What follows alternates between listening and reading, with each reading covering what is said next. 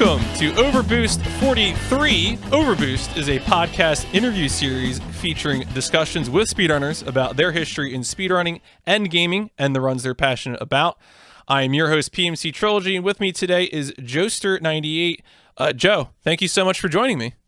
Yeah, thanks for having me. I'm really looking forward to this. I love talking PS1 action with anyone and everyone who's willing to listen. So I wanted to actually, I always like starting these off with current events, and so I wanted to ask, like when I like mentioned I was doing this episode, I think the most common response was, "You're the Pac-Man World guy." That's how some people some people know you. And but if you look at your speedrun.com profile, I think over time, and this is intensified maybe in 2020 going into 2021, it seems like you've really been digging into the PS1 back catalog and have really like gone in on some games. And I'm curious, like you seem like pretty focused on the runs and having fun with the runs, as opposed to necessarily like branding this as like content, like some like console challenge or something like that. Yeah. Do you have like a particular framework that you use when like I'm gonna try this game next, or like this is the kind of thing you're looking for? Like if I made you put a brand on your cross section of speedrunning, like what would you say? I always like to say that I run B- PS1 games that you've never heard of. That's how I like to describe them. So whenever I'm looking for a game, I'll Kane of Pocky and Caveman are two just experts of the PS1, and so I get exposed to a lot of wacky games at GDQs through mystery tournaments or some awful fighting game that you've never heard of. There's just a setup that people are playing for 4 or 5 hours at 3 a.m.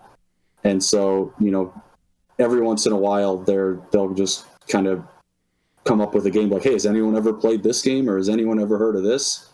And then I do some digging into it, and maybe it's interesting, maybe it's not. And some other times I'll just go on speedrun.com and I'll just sort by PlayStation and then go to least runs, and then I'll just look for games that have like 1 or 2 runs that are like 30 minutes or shorter, and or the records on emulator, so that I can just buy a copy of the game and beat the game beat their time bot while being worse. And that's how I probably found 8 or 9 games that way. So I have a confession. I have also done the exact same search on speedrun.com. You find some gems in there, and then you find some hot garbage. Oh, you just think, why does anyone ever play this game? Why did anyone do this? But then there's some good stuff down there too. So I'm curious for these like PlayStation 1 games, of the ones that you've done speedruns of. Do you remember any of the particular sources? Because I'm curious if any of the ones that you've speedrun are, for example, ones that you picked up from like mystery game tournaments or something. Sorcerer's Maze is a particular game that I got from multiple mystery tournaments. It came up at the first mystery tournament in 2017, I believe it was.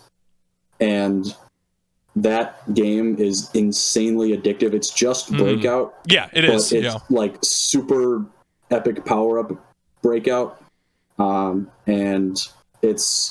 while playing it casually, just the story mode, I found a huge skip in the game, which is hilarious. So there's 100 levels, there's 10 levels per world, and if you get to world 8 and then you just pause and quit out of the game and go back into the game, it just puts you in world 9. And so you just skip 10 levels by literally just quitting the game and going back into it. I have no idea why it works, but it saves probably like 5 minutes.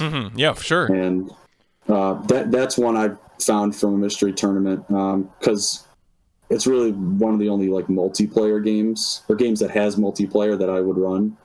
But there's some other games that I've bought and played from mystery tournaments, like Super Puzzle Fighter 2 Turbo and Card Captor Tetris. Like, those are both really good games. I haven't speedrun them, but they're fun to play, especially against someone else. I think it's interesting too, because when I first looked at the list, like initially looking at things like Pac-Man World, Jumping Flash, 40 Wings. I was like, okay, you like 3D platforming from an early era. And then I kept reading, and it's like Sorcerer's Maze, Ghost in the Shell, Mega Boost. I was like, wait a second here. This isn't, it's not a genre thing. It almost seems like more like a time period thing. Yeah, I generally lean toward the platformer just because I feel like there's more room for exploration, especially for lesser run games. I feel like there's a lot more room to find new stuff just because the games aren't explored as much.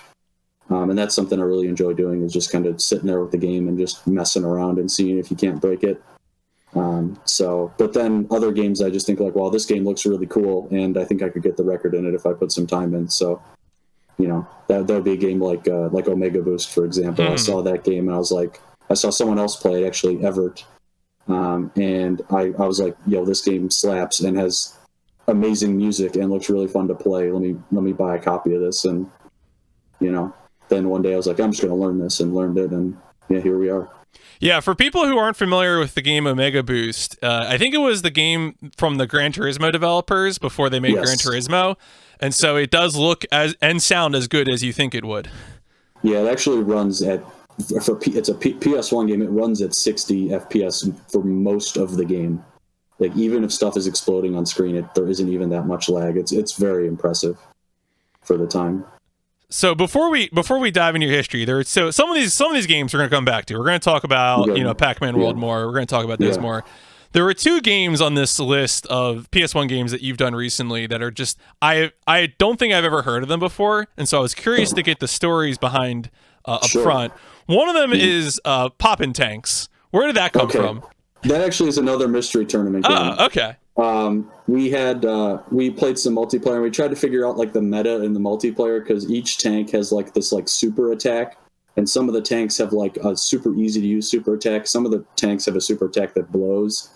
But finding a copy of that game wasn't particularly easy. Like, it doesn't seem like it's a very common game. And so I found a copy and then did some messing around, trying to find a route. And by finding a route, I actually looked on game FAQs, and the guy actually was like, yo, this tank is OP as heck, use it. And I was like, all right, fine, I'll trust this guy who wrote this post in 2004.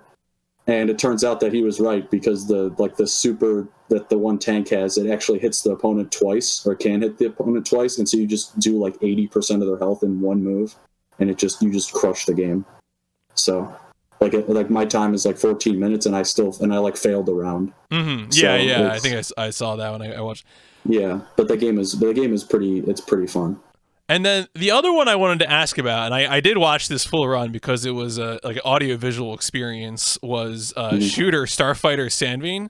Okay, yeah. What is that? So I actually found this game on accident. So the guy who used to have the record, Infinity Gene, runs Jumping Flash 2, which is another game that I've run. And for the heck of it, one day I was just kind of poking around in the leaderboards, and I just clicked on his profile, like, yeah, what the heck? What else does this guy run? And I saw that game, and I was like, what the heck is this? And looked at it, and I was like, yo, this game looks extremely dope. Like, it's totally a budget PS1 game, and you can tell because it's horribly translated. Like, when you beat a boss and you get time back, it says remain of time recover. Yeah, it's so good. Pristine English. It's hilarious. But I got that, and I messed around with, like, because there's different ship builds you can do, and there's just one build that's just OP and just destroys everything. And one thing I also found interesting is that when you do the run, you actually you set the difficulty to the easiest difficulty. And I feel like generally I'm not a big fan of that, but the game would be way less interesting if you had to hit everything like 4 times as many shots. Like, it would be harder, but it would just be so boring because it would just be a slog. But if you can kill everything in 1 or 2 shots, you just fly through the game and it looks way more interesting. And when I was running it the last time, I found out I was getting on these good runs, and I was like, why do some of these rooms take longer when I'm on a better run, and when I'm on a crappy run, like, I'm just blazing through this? And then I found out that you do more damage if the in-game timer is lower. So you can also set the in-game timer that you start with and the amount of bonus time you get in the options as well. So I set the bonus time as low as it possibly can go, and then I set my starting time like a minute lower, and then you just obliterate the game. Like, it's more risky, but you just fly through the game. But that's satisfying, right? Like, your goal is to blaze through it anyway. So that sounds like the best of both worlds. Yeah, absolutely. It makes the game way more interesting because there's a lot of precise shots because the rate your shot distance isn't huge, but you have to like hit the enemy exactly, or you don't kill them, and your shot is a cooldown. So some rooms, if you start missing, you can take like 8 or 9 shots. In some rooms, you can just clear in 3, and it looks really cool. That's neat. I don't know. To me, like, that just sounds like you're reaping the rewards of going into the PS1 back catalog. Yeah, that game is also probably the easiest game to find a copy of that I've ever bought. Really? I bought it. It was $8 on eBay, and it was factory sealed for $8. And there were multiple listings of factory sealed copies for under $10. So if anyone is interested in a super cheap game, it's hilariously easy to get a copy of. I guess there must be some, because I know the labeling is like the Agitech publisher budget labeling. Because that's where the shooter in the thing comes from, and I guess there's something about those that just repel collectors. But those games can be interesting. I don't know. Yeah, I've looked at I looked at one other one, but it was more of like a rail shooter, and I wasn't as interested in that, like a 2D rail shooter. Yeah. So I haven't looked at any of their other ones. So maybe there's some other gems hidden in there. All right. Well, speaking of history, let's dive into history.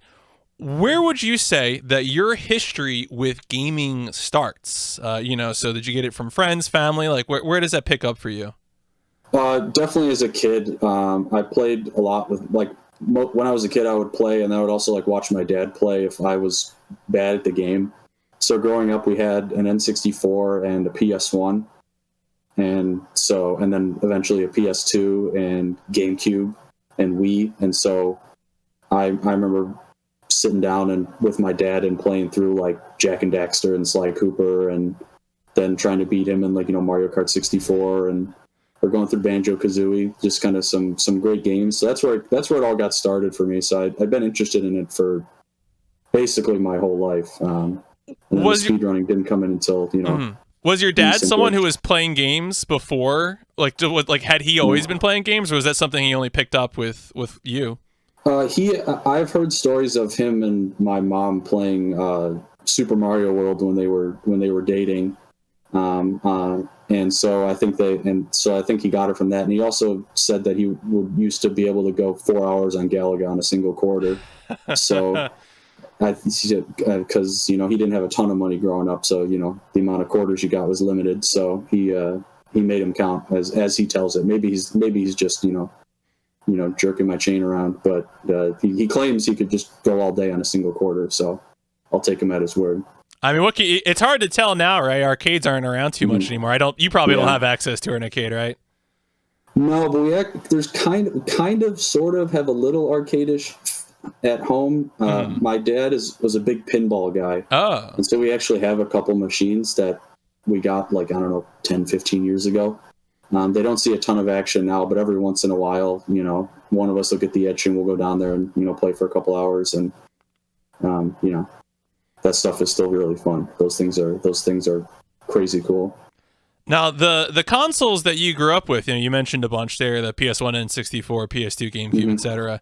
Are those still around? Did those survive time? Are those with you or with your parents? Or the PS1 is gone because we got a PS2, so I don't have that anymore. I do have my GameCube. What else do I have? I have Wii U, brilliant purchase. Classic system. Don't buy a Wii U. No one regrets it. No games. And then what else do I have from laying around? N64 I still have. The only console that I had growing up that I don't have is a Dreamcast, because I was playing it once and my sister ran between me and the console and hit the controller cable and took the console off the top of the TV and blue screened it, and that was the end of that. So I didn't have many games for that anyways. I mean, so I didn't there aren't play many that games much, for that. So yeah, there aren't. So I think I had Sonic Adventure 1 and 2, and that was it. So because I still actually have the cases for those games, I just don't have the discs. And so that's I think the only console that actually just broke. But all my other ones, like my original 30K fat PS2 still works and still reads discs and is in my closet now. I don't use it. I used it when I started speedrunning because it was the only PS2 I had, but I don't use it anymore except, if I feel like busting it out just to, have some fun. You mentioned earlier that, when we're talking about the PS1 stuff, that you end up getting actual game discs for, a lot of these PS1 games that you're picking up. Would you say that you're interested in game collecting? Like, do you have like a large library that you sort of maintain, or do you just kind of come and go with the discs? Yeah, I wouldn't really say I'm a collector. I have all the games that I had like growing up, and then I just kind of add to it with games I would like to speedrun or I think would be good, like multiplayer games or stuff like that. But I don't really go like. Sometimes I'll go to the local retro store, but I'm not looking for like, I don't have this game. I'm looking for like, I'm looking for a good speedrun. Like I'll see a game. I've never heard of this, and just do a quick wiki search and see what kind of game it is, and if it's any good, I'll buy it because it's probably $5 and it's, worth trying out. You're more interested in the discovery than necessarily complete the collection. Yeah, absolutely. I would agree with that. So a question I like to ask is, we're going to be talking mostly about single player games. You already kind of said this, right? That most of the speedruns we're doing are single player games. So have you had big phases with multiplayer games, whether this be like couch co-op or like Smash, League, anything along that line, even MMOs? No, I never really got into any of that. The most multiplayer I was playing was playing against my parents and my sister in like Mario Kart. That was basically it. I never really played Smash or any other fighting game, and I never really got into any MOBAs or shooters or any of that stuff. So it was mostly just playing at home on the console. So that's interesting to me. All right, I'm trying to like guess how to order things. This is usually one of the fun things about doing these interviews is that I want to ask questions about streaming and speedrunning and all this, and I'm trying to gauge like what the order is sort of chronologically. So maybe here's another one then. I asked about what consoles you had started with, what you had kept. Is there maybe a console or even a computer that you might point to as being the sort of turning point when you took ownership of the gaming hobby, when it was no longer the family GameCube, but instead it was your I don't know, your Wii U? I mean, maybe it was the Wii U. I don't know. Yeah, maybe on that, although that was more of my sister wanted to get that, so I'll just blame that purchase on her. Maybe when I bought PS2 Slim, it was like, that was when I was going like, all right, this stuff is staying with me. And that PS2 Slim lasted like 6 months because it was a 70K and it was crap. And then I bought another one that I still use. Okay. But I would say like at that point, because I mean, we had like a setup in the basement where like all the consoles were, like this was like the place to play video games. And then when I started streaming, I just kind of migrated the PS2 up here. And then when I bought another PS2 for runs, it was like, all right, now it's like, that one's mine. And that we're getting going on this. So. Well, it sounds like it is maybe time to ask the most requisite question of a speedrun interview podcast, which is, when did you first learn about speedrunning? So I found it on complete accident. I was on YouTube one day. I don't even know what I was looking for. And I came across the run of Mario Kart 64 at AGDQ 2014. It was the first time I'd ever heard of speedrunning. I had no idea what it was. I had no idea what Twitch was or streaming or any of that stuff.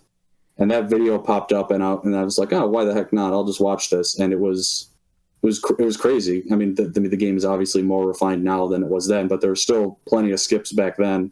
And I thought, whoa, this is cool. I wonder if people do this with other games that I like. And so then I found some other old GDQ runs of Crash Bandicoot and Spyro 3 and Ape Escape and some of the Pokemon games. And, games that I remembered playing. And I thought, well, maybe I'll give this a shot. And so that was kind of the itch that got it started.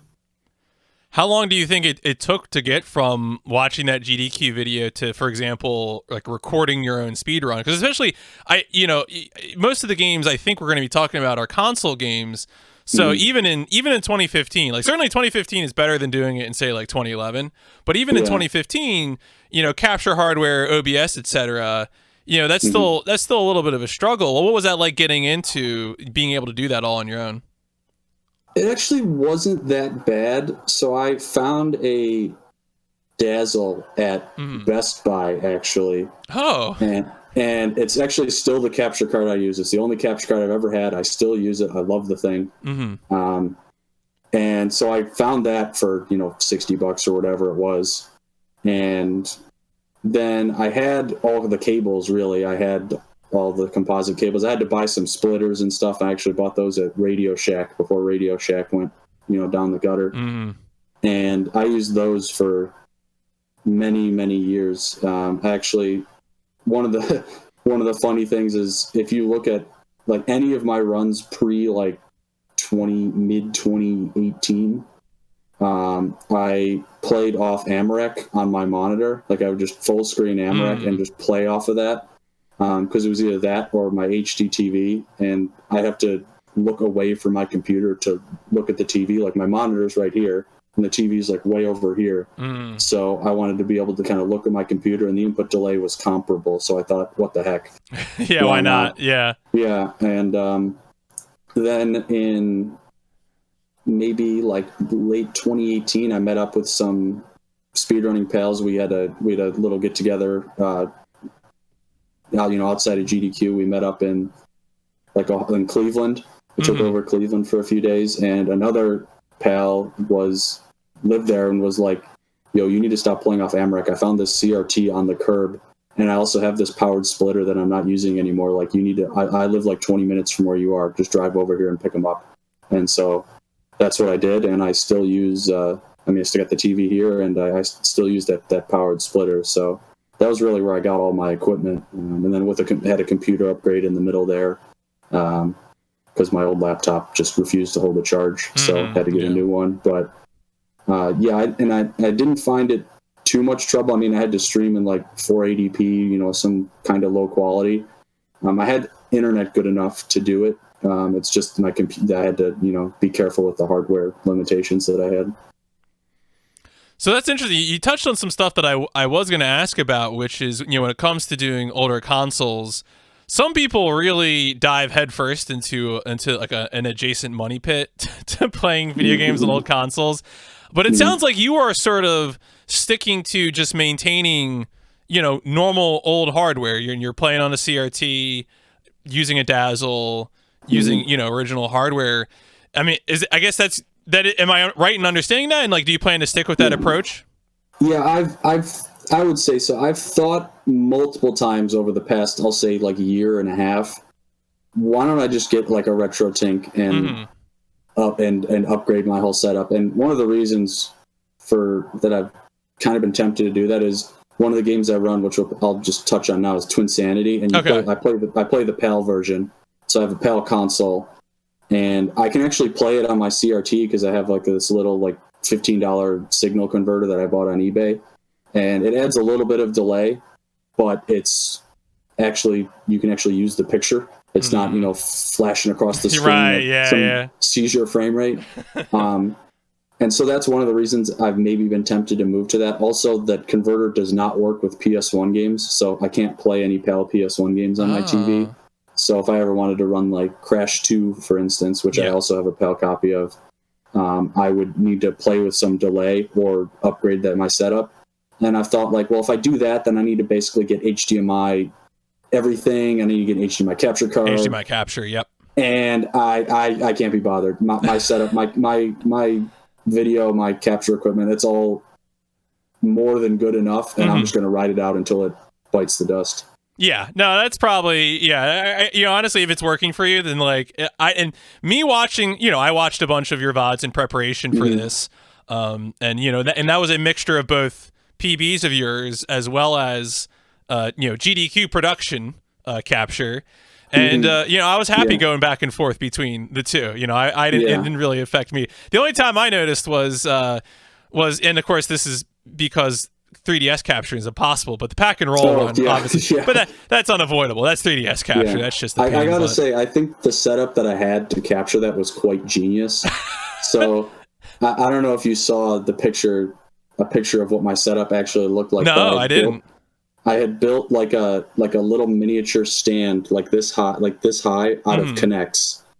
And then I had taken my webcam and kind of just pointed it straight down, like on top of the rig, and then put the 3DS on some like rubber feet underneath it so it wouldn't slide around while I was playing, and then just had the camera there and zoomed it in and just kind of cropped it as much as I could. Right. And then because what's nice about that game is in most handheld games you need to use the buttons, and so you're moving the thing around all the time, but this is like a 100% a touchscreen game, so I don't need to move the system at all. And if I keep it in a reasonably small area without moving it too much, then it'll be fine. Yeah, I've been trying to, every once in a while I'll poke around for a DS or 3DS capture card.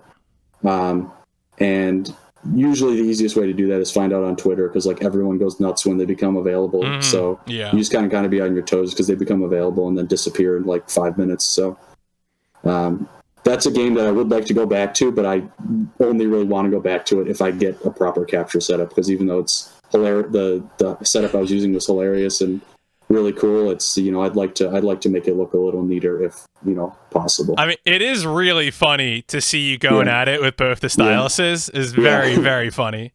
Yeah, that was one of the reasons that I got into the game, because I had seen a friend actually run the game years and years ago, and he had come over to my house one time, and I tested the game out just because I'd never played it, and I was like, this is impossible to control. I have no idea how anyone plays this game. And then I just was messing with the game for a week or so. You get a reasonably good handle of just going ballistic with the double pen, and it's a fun game. It's like a super early DS game, but it actually controls really really well for coming out like so early in the console's life. Yeah, no, I mean, watching a speedrun of, you do the 90%, it seemed like, you were in control. It was not, it was not just utter chaos where you were just trying to stroke it in some direction. It was working. Yeah, absolutely. All right, so I'm gonna do some takes here about, ask a bunch of different speedrun game takes. Sure. I don't think you mentioned this. What was the first game that you would have recorded a speedrun of yourself doing? What was the first speedrun? That would have been Castlevania Curse of Darkness, which is a PS2 and Xbox game. And one of my favorite games growing up, I played the hell out of it. That was another game I played with my dad, like religiously, mostly because it was rated M, so I wasn't allowed to play it. But I had so much fun with that game. It's, I think 3D Castlevanias get a bad rap. But this one, at least, because I played Lament of Innocence a little bit too, and I didn't like that game. But this game was so much fun, like kind of making new weapons and stuff. Had a pretty cool, RPG type aspect to it. And the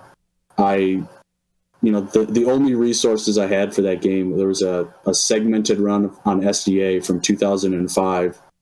That was the only bit of information I was going off of, and so I came within like a minute of beating the segmented time using the game timer, and then that was really the last run I did of the game, and that was about 5.5 years ago. The game has completely been broken since then. There's some huge sequence breaks. Oh, cool. Yeah, there's a really dumb like infinite jump you can do where you swing a weapon and then pause and unequip it and then equip it again and unpause, and then you can swing it again and you get like 1% more height. So you have to do that for like 4 minutes in a row. But then you can just go over this huge invisible wall and get to the final level like an hour early. So it's actually cool. It's just super, super obnoxious. That's something. God, that really is something. I guess I'll have to check that out. I do agree though that I do think the 3D Castlevanias get a bad rap that they don't deserve, and some of them, like depending on what you want. I've watched a bunch of people play Castlevania 64 and have the time of their lives. So yeah, I played Legacy of Darkness a little bit. I didn't particularly like the game. well, not my favorite, but yeah, Curse of Darkness, definitely one of my favorite, not just PS2 games, but just favorite games in general. Really fun game. Speaking of favorites, then, what would you say out of all of the speed games that you have is your favorite speedrun? Ooh, I'd have to go with Pac-Man World, just because I put so much time into that. It's my favorite one to play. My favorite one to watch that I run, though, would be to Sanity. If somebody good is playing the game, unfortunately, there's only 4 people who are good at the game, and none of them play the game anymore. So it's very rare that another top player plays the game. If you look at the leaderboards for 100%, I think my time is over a year old now. The second place time is 2 years old, and the third place time is 4 years old, 5 years old, and the fourth place time is 6 years old. So there's just not a lot of activity up at the top, and at least in 100%, and then any percent in that game is unfortunately kind of lame now. Oh, really? It's hilarious. Yeah, it's 6 or 7 minutes of straight skips, and then you get to the last level of the game, and then you play the last level of the game. And if you die anywhere in the last level, the game crashes and you have to start over. Oh, that's a classic. That's very good. All right. Yeah. Well, I had the good fortune to talk to Insanity with I think it was with Rico KSB a few weeks ago. Right. It's definitely a game that's impressed me. Well, I have a specific question about that. We'll come back to that later. Sure. Right now, what would you say is the flip side of that, though? What is, of all the speedruns that you've done, your least favorite? The one that you are probably never coming back to? Okay, I have 2. Okay. One of them is Pac-Man on the Super Nintendo. That game sucks. I bought that game. I'm I'm going to route this game. I'm going to run it. And it blows. It's just so unnecessary. It's just unnecessarily long and repetitive. And, I think I have some channel point reward in my channel that's, a bazillion to do another run of that game, because I legitimately think if I put actual practice in the game, I could beat my time by at least an hour. But I'm just not that interested. I do plan on learning the Game Boy version of the game, because that actually is good and has some super cool task tricks where you just zip out of bounds and instantly beat levels. So I do really want to look into that. There's a really cool task to that game. It's 25 minutes. So I want to run that. And then the other game is The Land Before Time on PS1. Is probably one of the few games that I regret buying, even though it only cost about $8. I think that is legitimately the worst game I've ever played. It's just awful. It's got a great glitch that's hilarious to show people, where you just literally float across the level without pressing anything. But I'll play that game again when it gets into the awful block, and that'll be the end of it. I might break my disc on stream after my run. I mean, that would be a memorable thing to do. We have all sorts of. I feel like it's just as an aside, the sort of some of the comic goofs from this past AGDQ. I'm thinking of there was the Turok runner who covered himself in Doritos, and then the Time Splitters 2 runner who played another Time Splitters 2 level while on an auto scroller in the background. Oh, nice. That energy is very good. I'm glad people brought that to the online event, and maybe we'll see some shenanigans again whenever we can be in person again. Yeah, absolutely. How about a game that you would like to speedrun, but you have not yet gone around to it? That could either be for just time reasons or because it doesn't fit what you're doing right now. I have one. Let me actually show it. I think it's right here. Is this it? This game. Koro Post Nin. Ooh, okay. On the PS1. It is a game where you basically rotate the level around the character and have to, run along and get, you have to collect, you have to deliver mail into these mailboxes or something. Very Japanese PS1.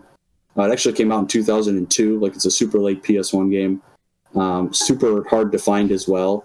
But I had Kane had a setup at, I think it was AGDQ 18 with the game, and we literally just rotated 10 people through playing the game. We're oh, this game owns, but it's just so hard to find a copy of it. And I actually got super lucky with getting my copy because I was bidding on it on eBay, and the auction ended at like 3:30 a.m. So I was staying up to try and snipe this game, and so I bid with 2 seconds left, and someone sniped me, and I was ticked, and I went to bed, and then I woke up and I had an email from the seller that said, "The guy who won the auction can't get this delivered to his country. You were the next highest bidder. Do you want it?"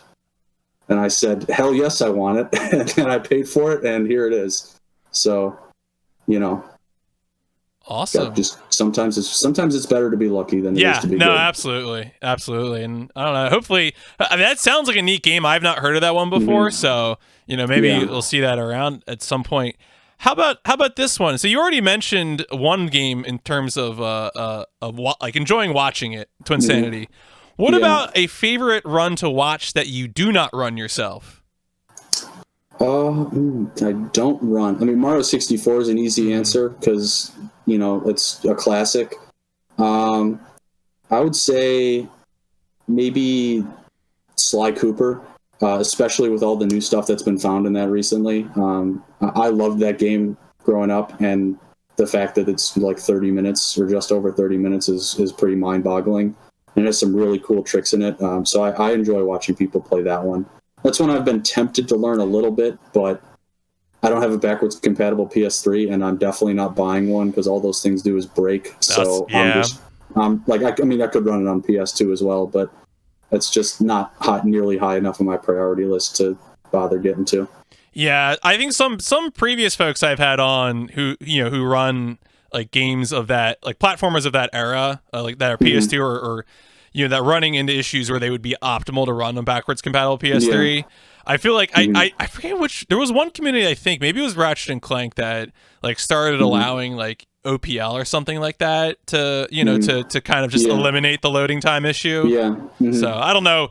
Obviously I'm not going to make those decisions for those communities. Those decisions should always be made by the people running the games. Yeah. But I do. A little quick story on that. I do think one of the funniest stories I think I've ever seen in regards to optimal hardware is a Kingdom Hearts runner, DJ Salty Nuts, great username, was running, I think, Kingdom Hearts 1 on a backwards compatible PS3, and the community didn't like the fact that he was doing that and getting faster loading times, so they banned the console.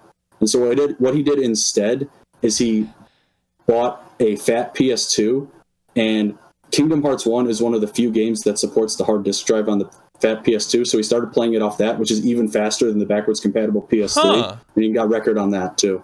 There's an official solution for Kingdom Hearts with loading off of hard drive? Weird. Yeah, the hard drive supports, there's like 10 games it supports, and it just so happens that Kingdom Hearts 1 is one of them. So he was like, all right, you're not going to let me run on backwards compatible PS3, I'll just run on something that's even faster. And I just always thought that was hilarious. I'm pretty sure they banned that as a result too. They would turn around and ban that immediately. But it was a good FU. It was a big flex, and I respect it. Absolutely. No, that's absolutely. It's just, I don't know. It's good. Good story. I appreciate that. That's good by me. And I feel like I have to go look that up. That featured the PS2, that list of games. You've mentioned GDQ a few times, and you're a veteran of it. You've been to a few events as a runner.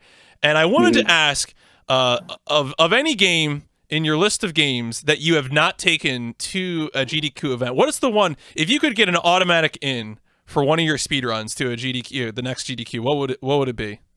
Twin Sanity, without question. Like, far and away the number one. It's never been in. I was back up once, I think in 2019.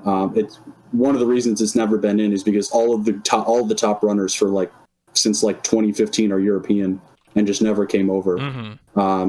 So I've been trying to get that in for probably 2 years now. Even back when my time was 5 minutes off the record, I was submitting it, and now I actually have the record, so I think that helps a lot. But one of the things with I think it's going to at least take a little while, just because I haven't been submitting to the online events. Sure. Because I'm a big fan of just the crowd interaction. Like when I ran Mort the Chicken, that was by far the most fun I've had doing a run at any event. Because it's just 3 a.m. and I like I said in that run, I had legitimately never seen the cutscenes before I played that. Even though I submitted them as an incentive, I never watched them. I wanted to be just as surprised as everybody else, and that was by far the most fun I've had. So I'd like to get I know it looks like, we're trending in the right direction at a reasonable clip. So I don't know about this summer, but I would bet money that we'll be back in person in January. Yeah, I agree with that. I think, my personal story is that I managed to go to be a runner at TwitchCon 2019, and I couldn't go to the next SGDQ, but I said, regardless of whether I get in as a runner, I'm going to go to SGDQ 2021. Yeah. So that didn't work out, but but I certainly I agree with your assessment. It's probably not going to happen for the summer, but hopefully 2022. Yeah, hopefully, I'm optimistic about January. Yeah. Now let's hope. Speaking of health, this is actually the perfect segue. The pandemic's health related.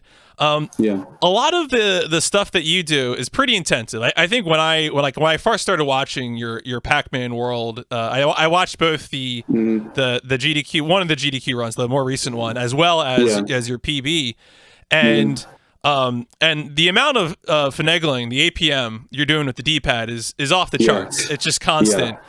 Is there anything that you do to take care of your hands and wrists to not suffer any sort of injury? The only thing I do is I never play, even like going back to when I started playing the game, I never played it for more than, I'll say, like 3 or 4 hours at a time. And I would also, even now when I play the game, like I'll play for like an hour and just like I'm taking it like super easy, like getting back into the swing of things. If I play it now, I might get like a blister on my thumb just because I'm not grinding the game. But when I was like grinding the game, like for like the entirety of 2017, I'm pretty sure it's legitimately the only video game I played in the entire calendar year. And it took me the entire year to improve my PB. So just because I just kept making dumb mistakes. But I think just having played it so much, I just kind of knew when it was like, all right, you just need to stop. I never really had any sort of like injury or like soreness or anything. I didn't really do any stretching either. It was just like, take it easy, warming up, and then just don't play until your hand falls off and you'll be fine. Yeah, no, I did notice on your PB the reset counter, and it was definitely, I think in your PB, I don't know if you recall, but it's over 10,000. It's over 10,000, and I actually checked when after that run, I checked how many runs had I finished, and I believe it was 59 out of the 10,000. So I'm a reset fiend. I don't think anyone should follow the procedures that I do, because if you ever watched me stream that game when I was grinding, it was like 3 hours of resets on like the first couple jumps. Like I hate screwing up the first level, so I was just resetting over the dumbest stuff, and I don't recommend that people do that because it's not a good idea. But I mean, if that's how you operate best, then go for it. That seemed to work for me. Doesn't work for everybody, but that's just kind of how I do it. It's interesting because I think one of the things we're touching on here is also like, what's the best way to practice and improve. One thing I did want to ask, because I mentioned earlier, I looked at your Twitch profile, your channel description, and there were two interesting details. I'm going to bring up one of them now, which is that you listed a bunch of your real life running PBs. Do you feel like anything from running informs how you practice for speedrunning? Is there any actual crossover, or is it just they're both timed? That's it. Yeah, I maybe it's the sort of mentality of just like putting all you got into it, especially on the track, which is where I was much better, I think, when I did run, competitively. And I think that just kind of helped carry over, because pretty much all of those times are from 2014, which would have been my senior year of high school, or 2015, which was when I was in the best shape I was in, which all those were before I even knew what Twitch was. Right. Only like, I don't think actually any of them are from past my freshman year of college. So they're all outdated as heck, but I'll still go to the track every once in a while and, run some laps and see what I still got. But in terms of like practice mentality, not in terms of just like skills to carry over, not a whole lot. But I'm a competitive guy, so I think it helped a little bit. when I hated losing on the track. So, you know, I think that easily translates to trying to beat someone who's in front of you. They'll give you the drive. How about, you know, so obviously not too much crossover there, but we are talking about a bunch of older consoles, and I was talking about hands. Do you have strong feelings about favorite and least favorite controllers? Big fan of original PS1 controller with no sticks. No sticks. That's the controller I use for any game that does not require analog almost universally. I think the only game that I play with analog that doesn't require it is Mort, and it's only because the controls in the game are so bad that I use a controller that has terrible analog sticks to make the movement feel natural. But like every other game, I'm using the D-pad unless you're not allowed to. Right. Unless it's Ape Escape. Yeah. And then my hot take is I actually like the N64 controller. I think that thing is super comfortable. Banjo is one of my favorite games. I also think that's the best game on the console. Another hot take. And I think it works really well in that game. And my least favorite controller is any and all Xbox controllers. I think they all suck. All of them. So, like, I mean, some of the Xbox controllers are easy to dunk on. Certainly, like the Duke. No one likes the Duke. Yeah. No, I just don't like the layout of those controllers. It always felt super unnatural, and I think that was probably from I never played an Xbox, like never had Xbox, and I played it a few times at a friend's house, and I just hated the layout of that controller. It's just, the PS2 layout is just infinitely superior. So you like having the sticks at the same like kind of level from top to absolutely. bottom. Okay, absolutely. That's interesting. So I guess you might feel similarly, for example, about some of the Nintendo Pro controllers then as well, right? The ones that would have the similar stick layout. I never really used any of those, so it's hard to say. I never really had a Pro controller or any of that stuff. I just always used like a Wiimote with a nunchuck. Sure. You know, which I don't really have a strong opinion on. I always thought it was fine, especially for the games that I was playing. You know, it works just fine. So. All right. Did you have any GameCube controller takes? Any particular? I feel like that one's always a lightning rod for takes. I think it's okay. Like I'll throw it right in the middle of the pack. Like the PlayStation is way better, but the GameCube controller dunks on the Xbox controller all day. So. There's my thought on that. No, I definitely respect the original OG PS1 controller. Like I grew up like PS1 was kind of one of my first consoles, and I mostly stuck to the DualShock one. But like, there is something appealing about the simplicity of the original PS1 controller. Yeah, I originally ran on DualShock 1. It's like my original controller from my PS1, and I actually busted the D-pad in it from zigzagging in Pac-Man, and so sometimes directions don't work. And I actually tested swapping out pads and D-pads, and it's just the circuit board is busted.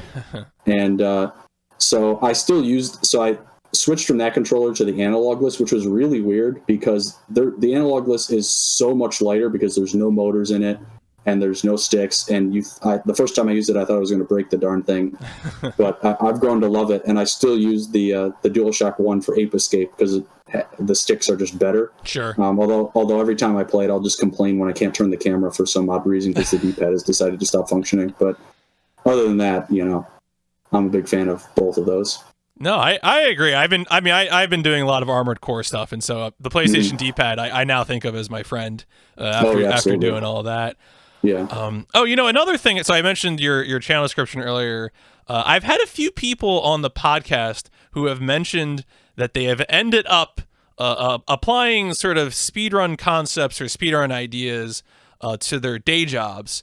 In your channel description, you do mention that your day job is being a chemical engineer. Have you found yourself thinking about problems at your workplace in speedrunning terms?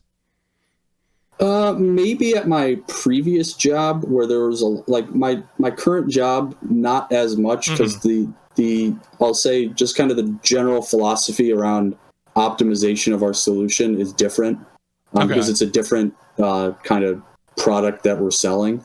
But at my previous job, there was a big focus on optimizing and finding like the solution to this problem. and I think that helped a lot. There's a lot of trial and error and trying to finagle different things and messing with different variables to try and go like, all right, here is the best answer, period, end of story, and then just leave it to the manufacturers to build it that way.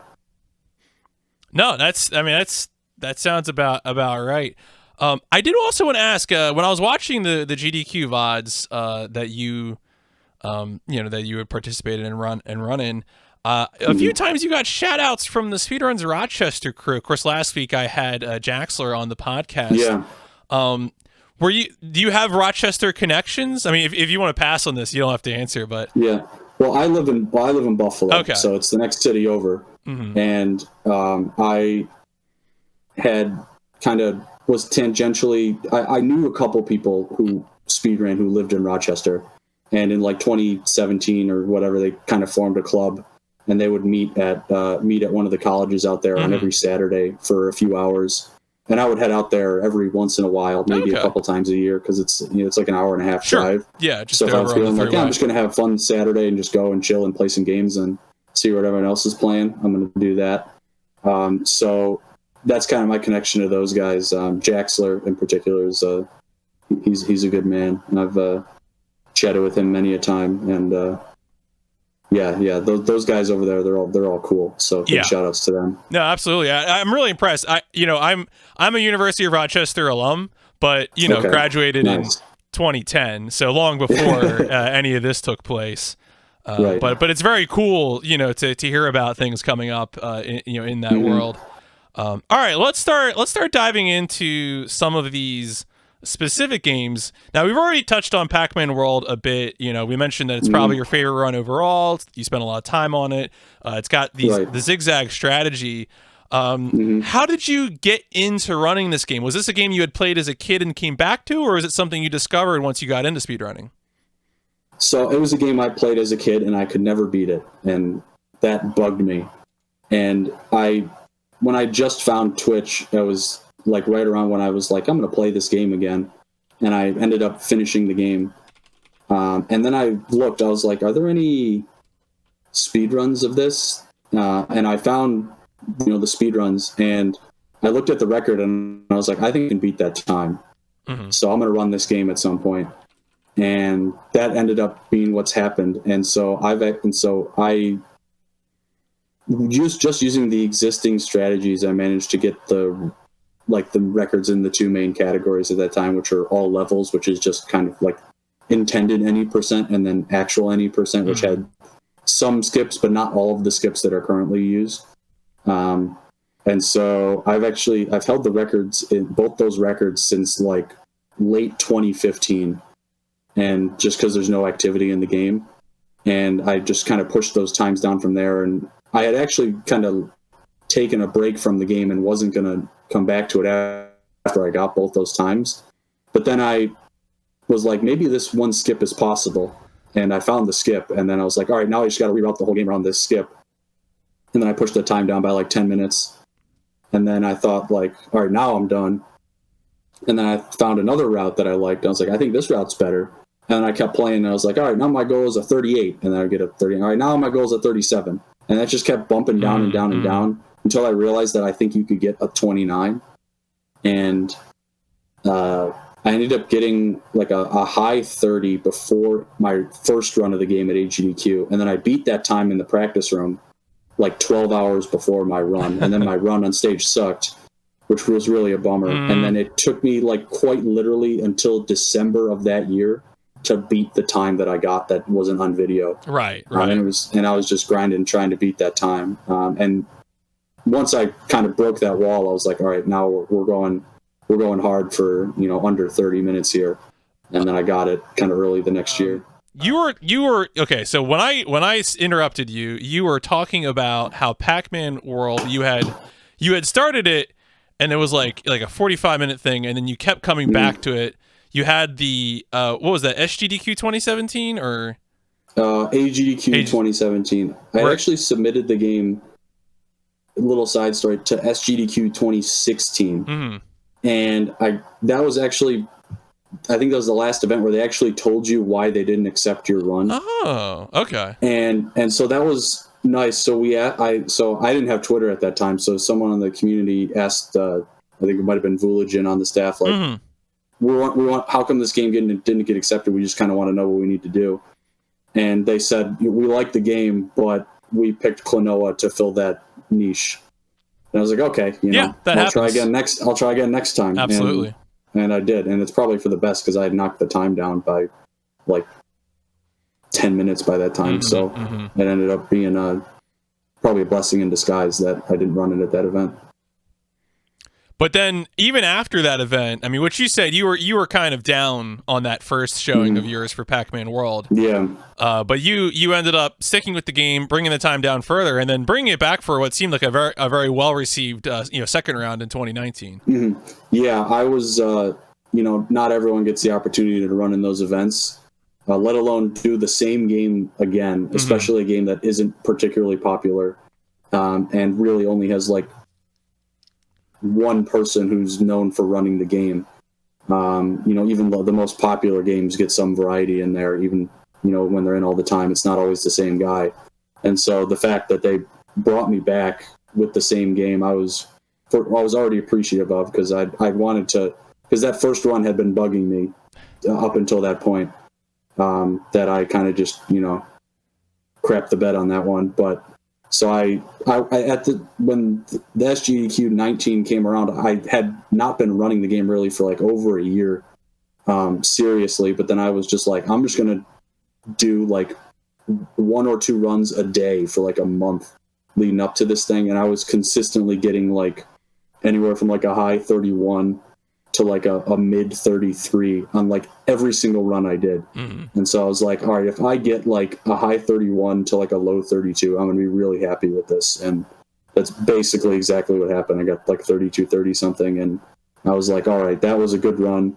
That shows the updated strats, what the game looks like now. It did a nice beginner route, so if anyone wants to learn the game, it's a really good reference because it doesn't do any super dumb stuff. And I was just really happy that they let me come back to do that. And yeah, just like last month, it's been like 3 years since I set my current time. And it's, there's one person who's currently trying to beat it.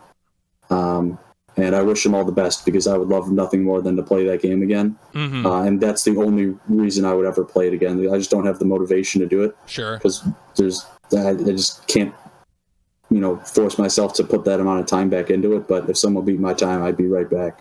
That's for sure. With this run, I think in the GDQ commentary, you mentioned that there were a few things that were sort of, sources of material for figuring out the RTA run, that there's a very good TAS, I think that you say in the commentary, that's worth watching. Is there anything that you're particularly proud of in terms of contributions to this game's route that you would want to brag about? One thing I mentioned in that run is that hitting the final boss early is something I found in a Let's Play, and nobody else knew that. And I remember doing a run of that game, like the first runs that I did that actually had other community members watching, and this might have been like early 2016, where the Pac-Man community was like 5 people, and they all played Pac-Man World 2, which is by far the more popular game. And I remember doing that, and everyone was like, wait, you can hit the boss before he attacks you? And I was like, yeah, I found that in a Let's Play. And so everyone was like, well, that's sick, because it saves a ton of time. Oh, yeah. But one of the skip that I'm proud of finding is the skip into the last world.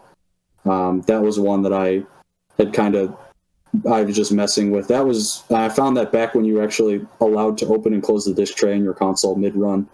And that's how I originally found the skip. And I was really proud of finding that, because it's like, this is a huge time save, and like the first big sequence break had already been found, and I was like, if we can get behind this thing, it's like, this game is like it's the perfect amount of broken, because you can't just beeline to the end of the game and beat it in 4 minutes. You don't have to dilly-dally in the middle here because there's some unskippable obstacle. You can just do what you need to do a big skip, do what you need to do a big skip, do what you need to do, beat the game. And it was just, I certainly think that games can, unfortunately, sometimes just get too broken for their own good, and then going as fast as possible just isn't interesting anymore, or as interesting. But I think it's the perfect amount of broken, and I really love that about the game. I was going to ask about the disc tray thing because I feel like in my experience, usually when I've heard about, things that you can do by opening the disc tray, tilting the cartridge, stuff like that, usually communities are like, nah, don't do that. Don't do that. Yeah. I guess, what was it like that because were you actively using that method to try and see if you could get that sequence break? Yes. And I actually used that in the first GDQ run. Oh, that was, and so the interesting kind of story about that is I wasn't like a huge fan of that being a thing, but it was necessary, and I think that's kind of the key.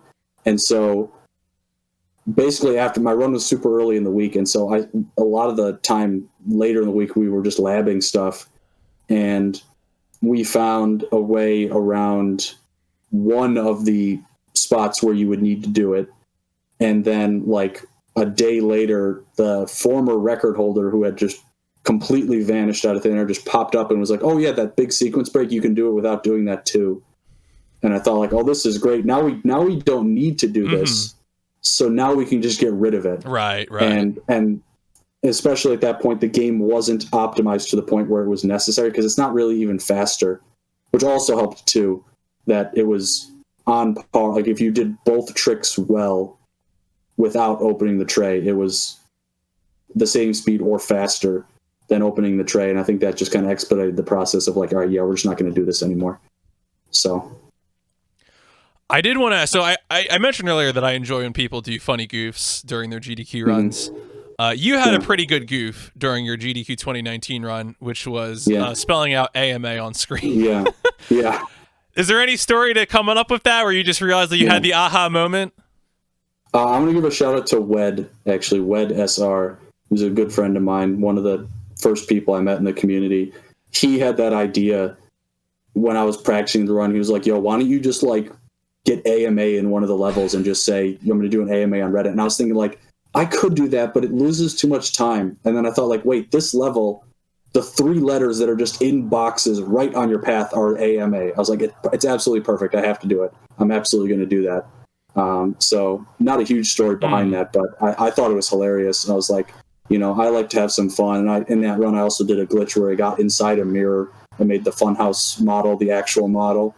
And, I think, at that point, I think when you get up there, like you're trying to go fast, but you're also trying to show off what the game's made of. And so I'm like, I got to do some fun stuff here and not just be a robot and try and play through the game like a task here. I just got to have some fun, do the skips, do some tech, show some funny glitches that people might not know about, and, still get a good time. So I was happy I was able to do all that stuff. No, I think that it's a great showing, and I think it checks off all those boxes you just mentioned in terms of, being impressive from a skill level, but also being a fun performance, right? We're sitting around playing games, and it is a good time. Yeah, and one other quick aside on that run is early in the run, I make the comment that you can't see my hands, but they're going ballistic right now.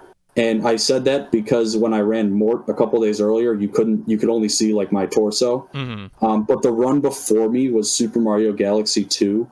And so the camera operator had moved the camera up to show the whole runner so they could see his hands moving. Sure. And he never moved the camera back for my run.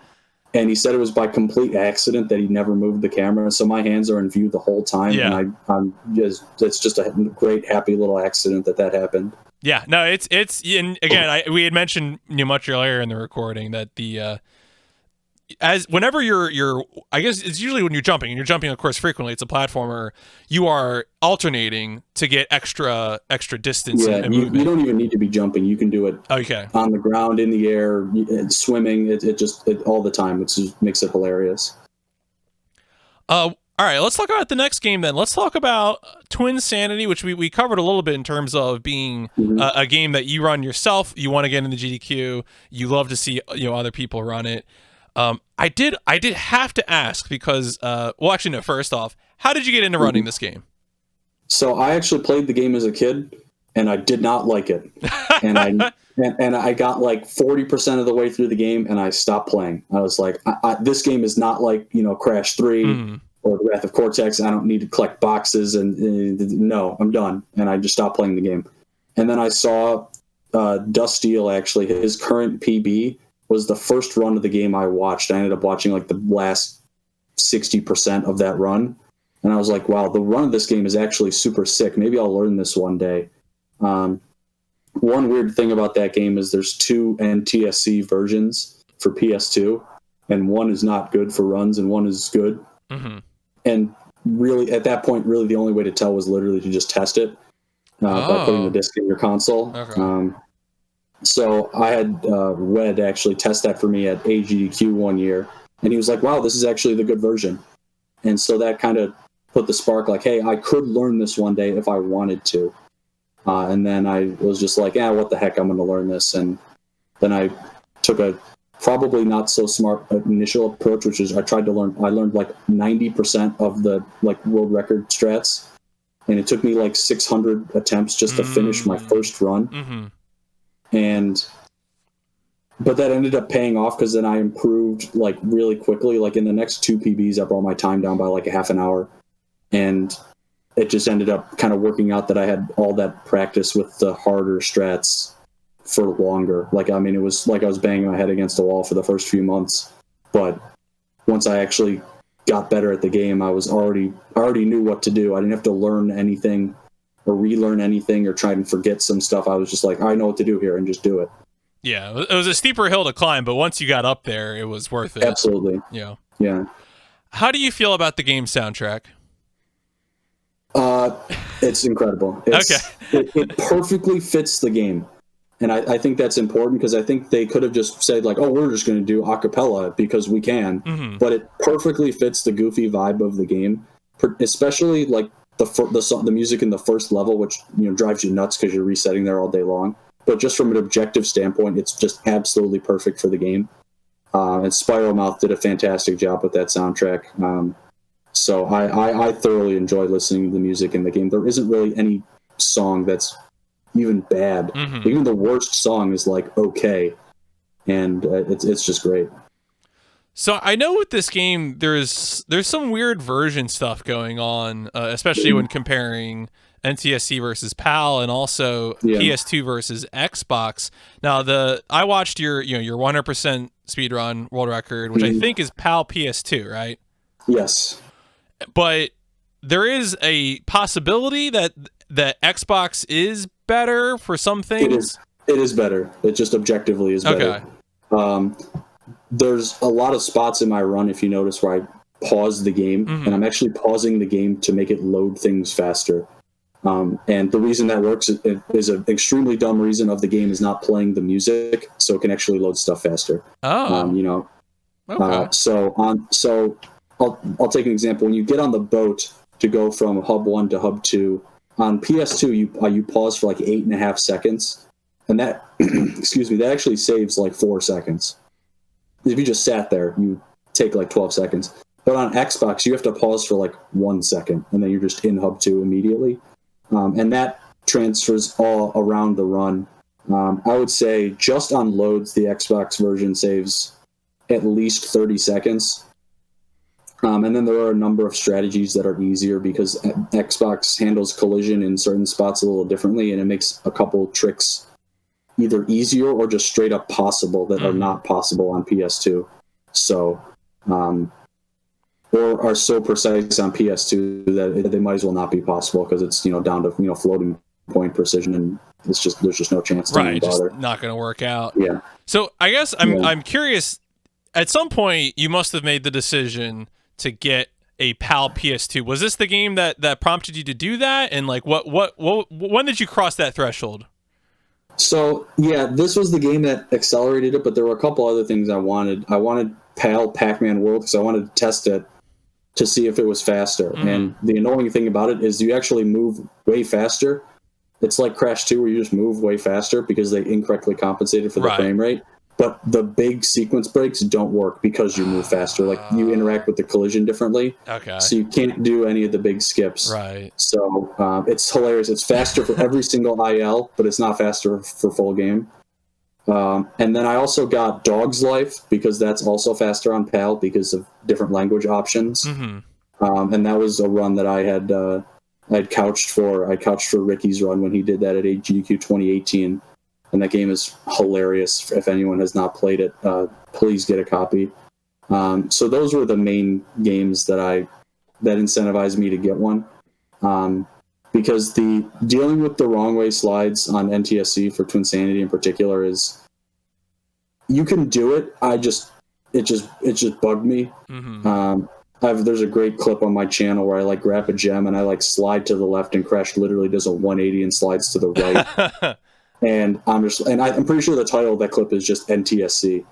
And it's just like, I just don't want to have to deal with this. And, you know, there are a few things that are harder on PAL, like the body slam is a little lower. So there's a couple spots, particularly early in the game, where it's a little harder. But overall, like the frame rate is just smoother. The game is better optimized to run at 50, and you have way better control over Crash, and it's just kind of the better experience, in my opinion. But at this point, you know, I think it's interesting when you brought up why PAL PS2 is you just gave a bunch of reasons. You had different things you wanted to test. You knew that, you know, things like Crash 2, Sanity, etc. But at this point, in terms of, I assume PAL Xbox is what you'd have to get. It's not just picking up an Xbox from, you know, NTSC Xbox from a flea market or whatever. You have to get a PAL Xbox to have the truly optimal version, and that's not worth it for just Twinsanity. Right, yeah, I'm not importing that behemoth for one game. And there are some NTSC Xbox specific strats. Oh, okay.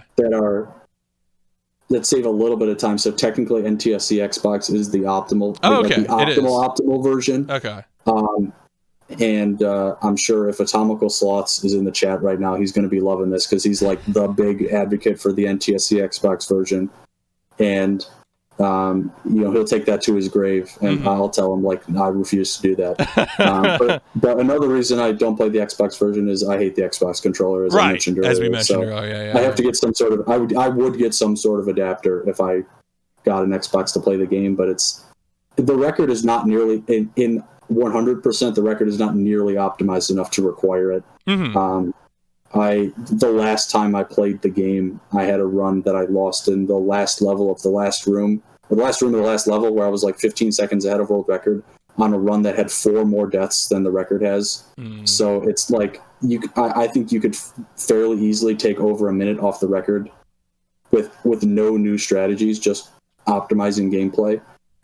And you know, you don't need the console to push it down. If you wanted to push the any % record down, I think you would need to get any sort of Xbox. The record in that category is extremely, extremely good. But that category, as I mentioned before, is not nearly as interesting as it used to be.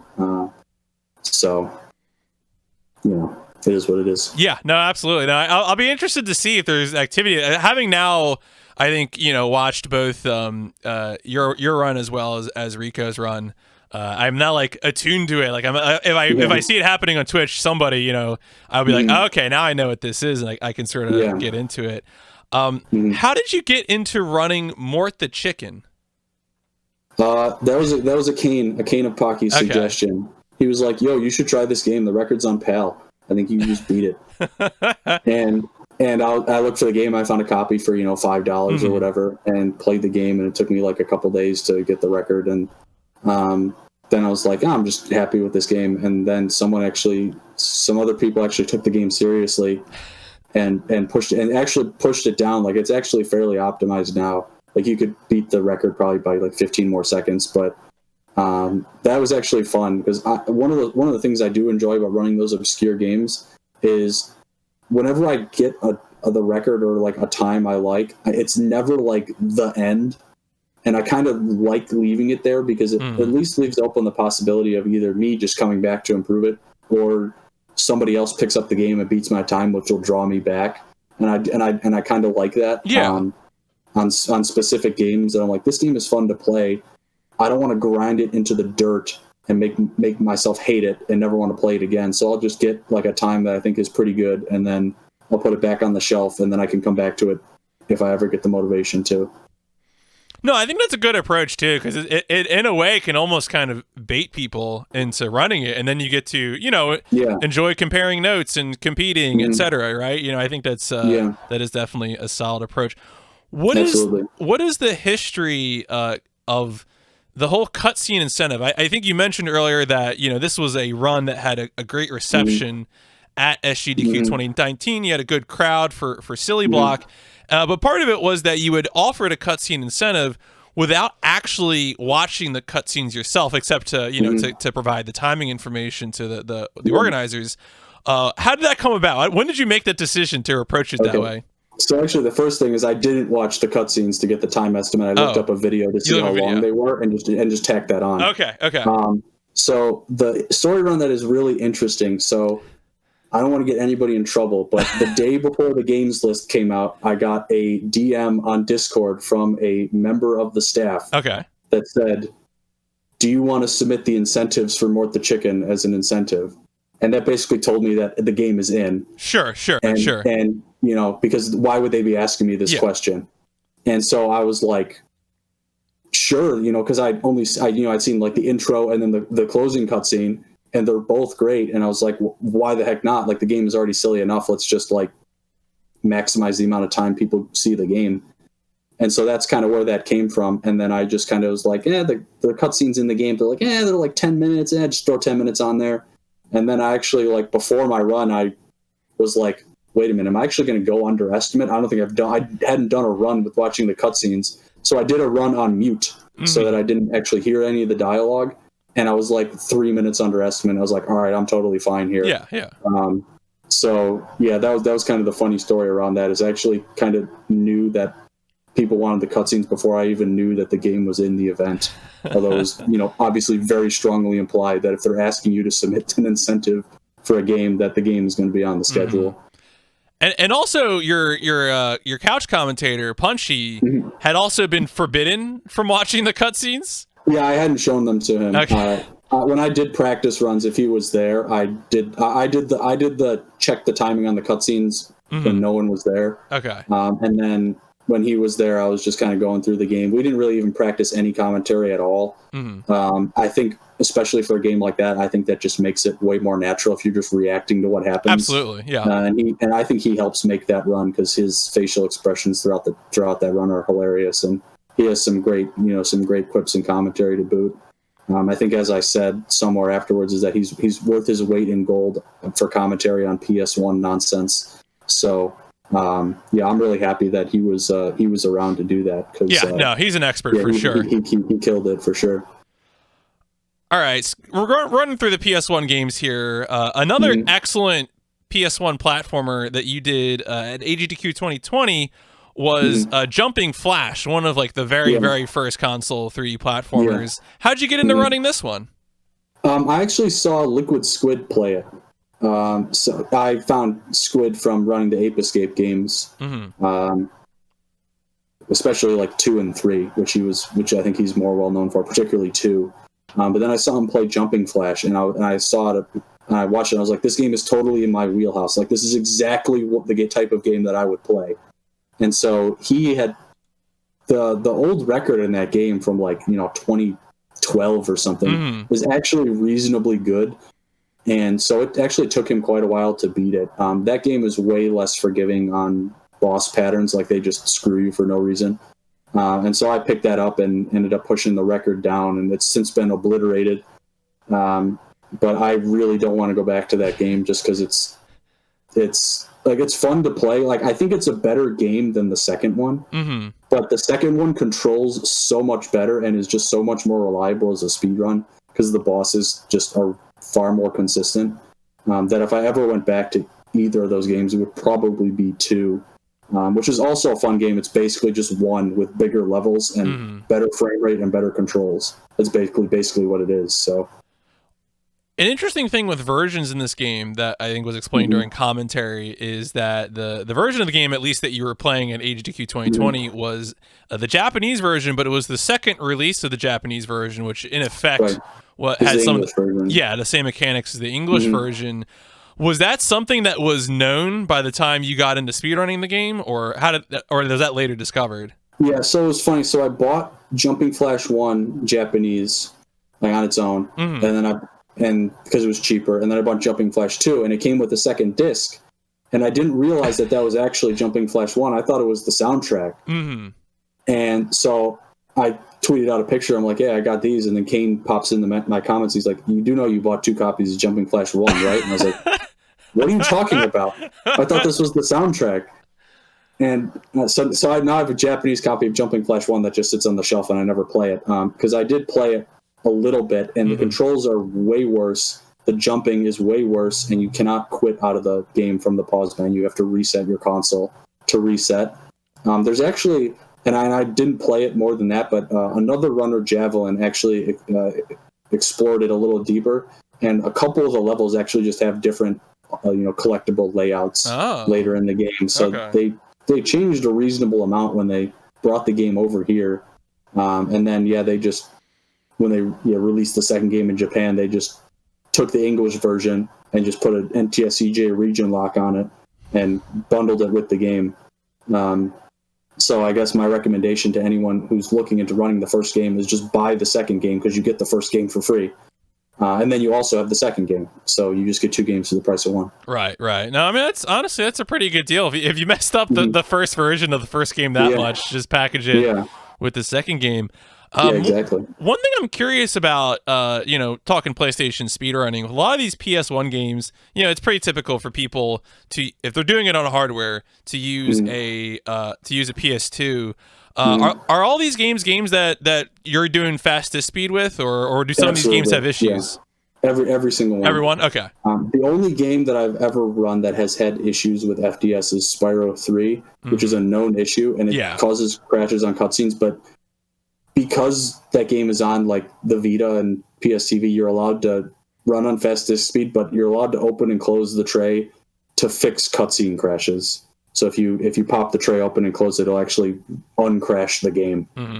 So that is allowed, just to alleviate that issue, especially since it is really the only way to make playing the game on PS2 competitive with any other hardware in the other categories. But even that's inconsistent, like between model numbers of consoles or specific consoles, the frequency with which you crash in that game is really bizarre. Some people never crash anywhere. Some people crash on every cutscene every time.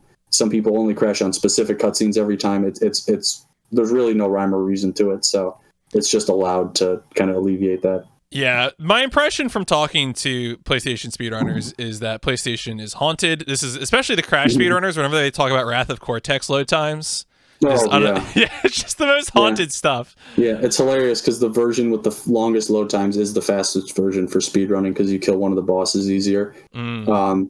So also there's a debug feature that's left over in the first version that's not allowed for runs, which I disagree with. One of the time trials, if you just hit the clock and hit select, it literally just teleports you to the end of the level, but you're not allowed to do that, which is super lame as far as I'm concerned, because you're just pressing buttons in the game. It's just you're pressing buttons in the game. But I don't run the game and I'm not a mod of the game, so that's not my decision to make. So yeah. All right. So let's. I wanted to touch on these two mech games I had mentioned. I forget it was before the podcast, but I'm into a lot of mecha stuff, and I had noticed that Ghost in the Shell and Omega Boost. Actually, a note about this podcast interview series: the first 5 episodes of OverBoost are actually entirely about mecha. That was how I started the podcast before broadening it to to sort of be about anything. And so, how did you get into running Ghost in the Shell? So that was another game that Kane showed me at AGDQ. He was like, "Hey, you've played Jumping Flash. You'll like this game. It's made by the same dev team, and I think you'll like it. It plays very similarly." And so he had a setup and had a copy of the game, and so I played through it casually, beat it in like a couple hours. It's not a very long game, which is my main criticism of it, because it's actually extremely expensive. Oh yeah, it's a cool copy. It's hella expensive.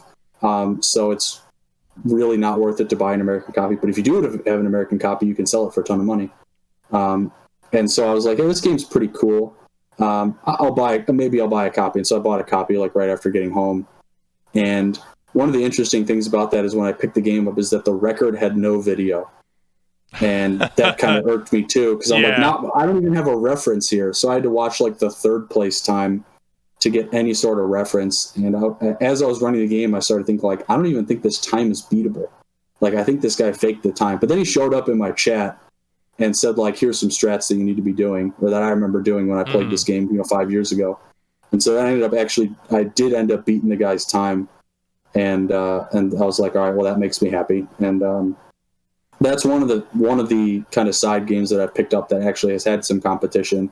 So the second place runner, Casino Coin, has taken the record back in that game multiple times, and so I've come back to the game on numerous occasions to push that down.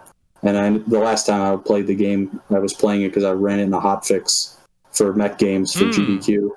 I remember that. Yeah. Yeah. So the run I did in the marathon was like just off record, and so I was like, I gotta keep playing this game. And then like the next time I played it, I knocked the record down by a huge chunk, and I was like, all right, I'm happy to leave that there. And there's actually been 2 new runners recently on the game, so maybe one of them will push it down a little further. We'll see. I hope so, because the game is super fun to play. It's a super cool game for sure. Yeah, even just casually. Do you have any sort of connection to Ghost in the Shell stuff? Have you watched the movie, the anime? Absolutely none. Didn't watch the movie, read the manga, anime. Absolutely none. I saw the game. I thought this video game is cool. It's my only connection to the game. No, I know that's absolutely fair. nothing about the lore, but yeah. I mean, the lore, it's mostly a lot of references, I'll tell you. As someone who has seen the movie and watched the anime, it's good references. They actually, I thought, visually, the movie has a famous fight scene on water, like in like shallow water, and there's a level where you're chasing down an invisible person in shallow water. I was like, oh, this is a really cool way to make this into a video game. So it's pretty... What about... So we mentioned, I think we did mention Omega Boost, which is the Polyphony Digital... mech game. What got you into running this? So it was a game I had seen on my perusal through games that are on speedrun.com that nobody runs, and I was like, I don't know if this game is for me. Like, wasn't big on it. And then I saw Everett run it, and I've known Everett from running Ape Escape and Croc and some other stuff. And I saw him playing the game, and I was like, yo, this game is actually just fire. Like, this game looks super fun to play. And the music is just incredible. And so I thought, like, all right, I'll buy a copy. I don't know if I'll run it, but like I'll at least play it. And so I bought a copy, and I didn't play it for like a year. Just put it on the shelf. And then one day I was like, yeah, what the heck? I'll learn this game. And started playing it, practiced all the zones, and was just kind of copying like the top 2 runs, trying to figure out like. Playing ILs, like how can I get an IL that beats the segment time that's in the record? And once I had done that on every stage, I was like, all right, now it's time to do some full game runs. And it took me a decent while, but I managed to get the record in that game. And then literally the next day, the guy who had the record came back to stream, did one attempt and beat my time, and then just to flex, did another attempt and also beat my time with that run, and then did one attempt of the hard mode and then also got the record on that attempt. And I was like, well, what the hell? Like, wow, what am I supposed to do with this? And then I was just kind of praying that he would just disappear for a while. And then once he was gone for a while, I came back to the game, and I found a couple new strategies for some of the boss fights, particularly later in the game, that helped me get some like crazy times on some of the zones that were like 10 seconds under what I thought was possible.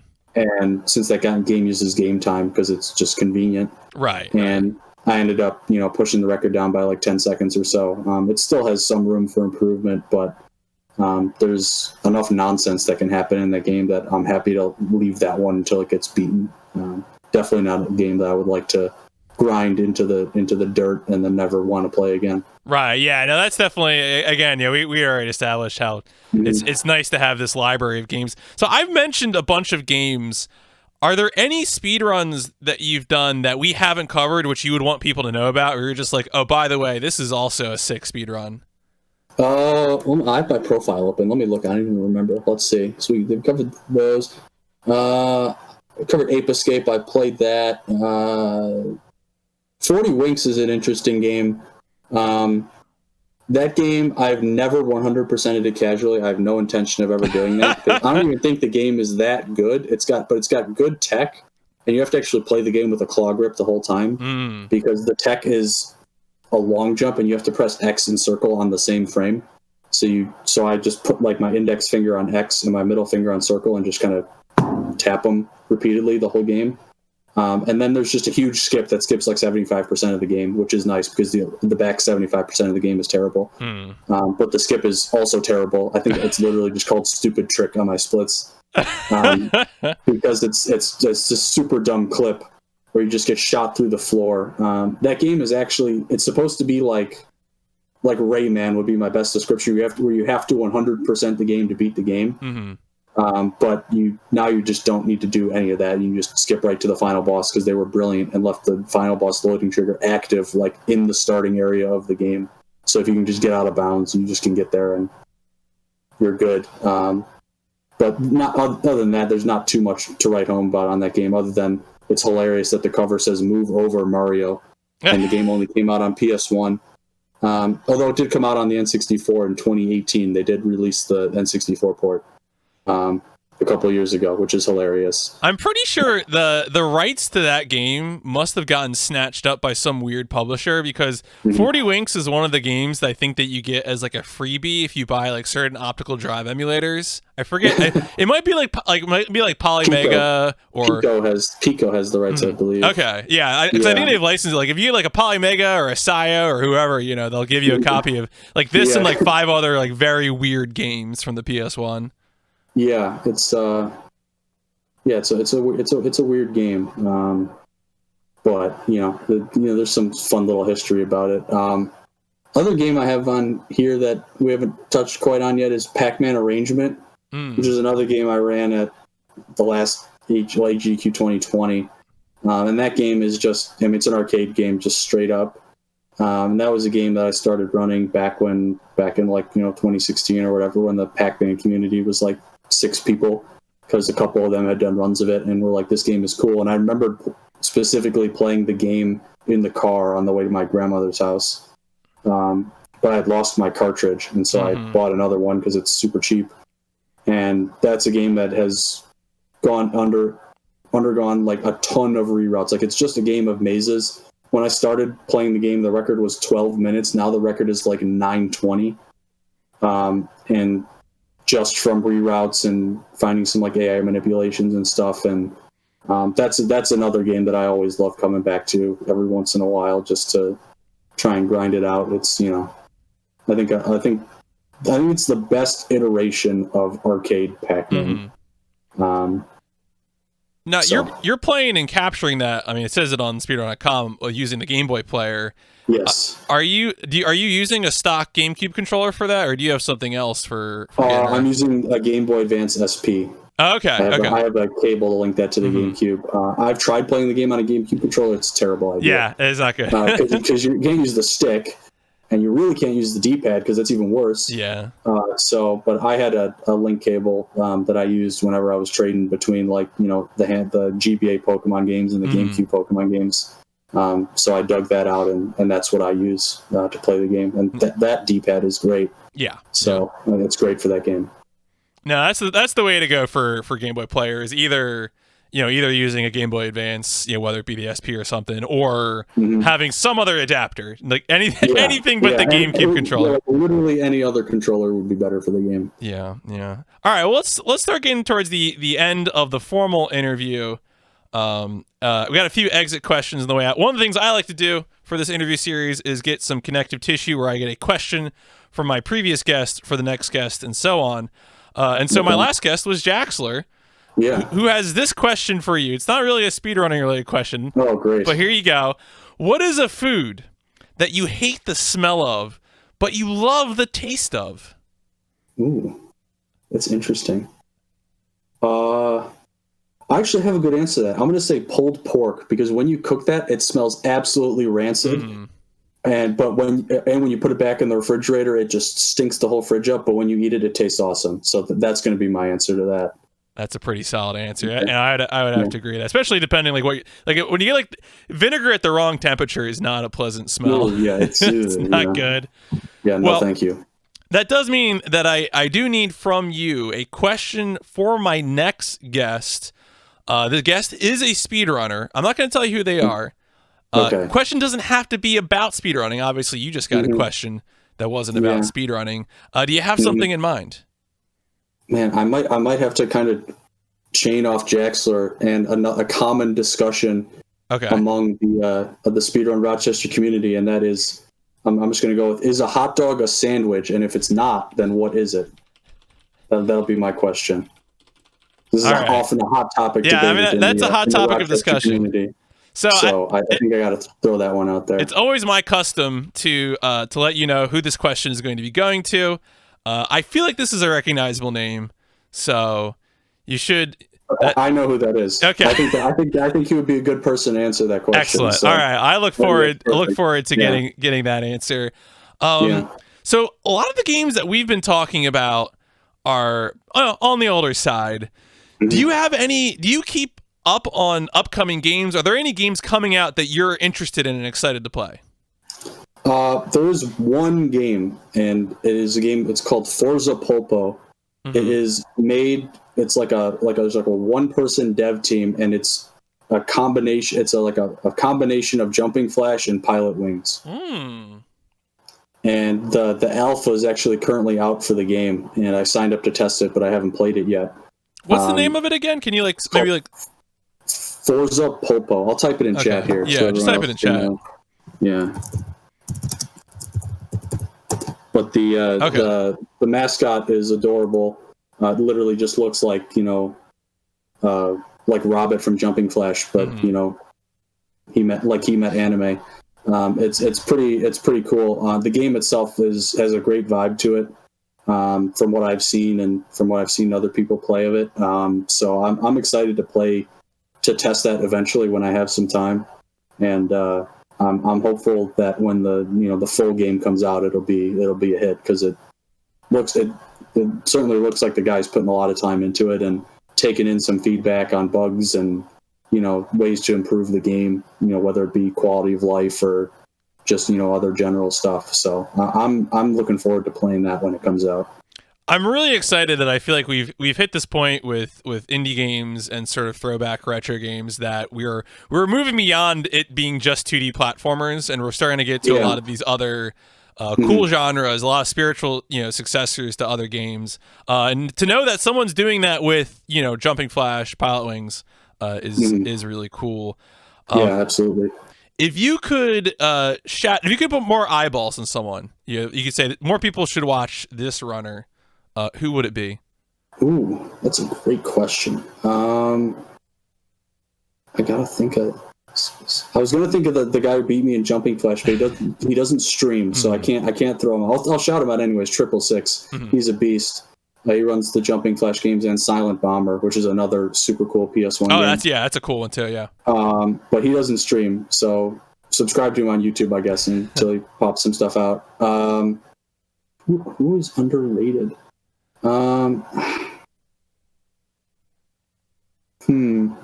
That's a good question. Let me look through the games I run again and see if there's anyone who's underrated in any of these that people should watch. Let's see. People should watch. And again, if you're watching or listening, once we wrap up the formal script here in a second or two, if you have questions to give to Joe here, we'll be doing that in a hot moment. I'm gonna go with probably like some Crash Runner or something. There's some Crash or Spyro Runner I kind of want to go with, just because there's so many of them, and some of them are like crazy good. Let's see. I'm gonna go.